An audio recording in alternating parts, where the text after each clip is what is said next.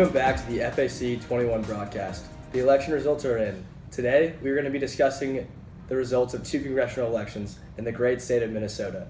Our analysts predicted that both Democrat candidate Amy Klobuchar and Republican candidate Tom Emmer would win by a spread of at least 20 points.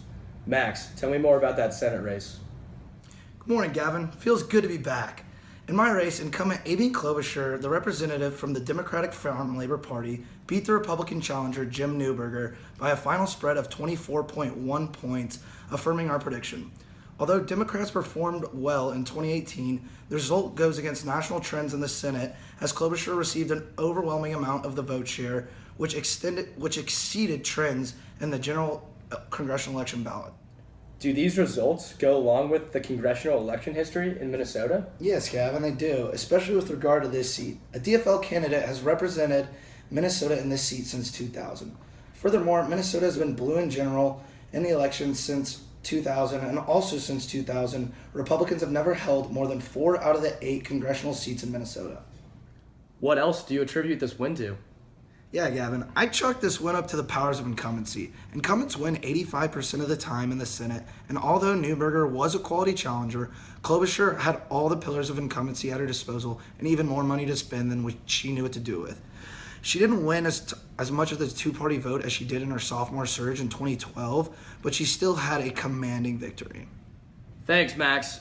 John Albert, what can you tell us about the results from the House race? Hi there, Gavin. In Minnesota's 6th District, Republican incumbent Tom Emmer ousted DFL challenger Ian Todd by a spread of 22.4 points, also confirming our prediction. This result also goes against the generic congressional ballot. Emmer, a Republican, won handily. The Republican Party in this district was not affected by the medium-term factor of Trump's approval rating. How does this stack up against the congressional history? This result goes opposite of the congressional trends in Minnesota, which Max previously mentioned are increasingly blue. However, this result is not contradictory to Minnesota's 6th District, which has been represented by a Republican candidate since 2002.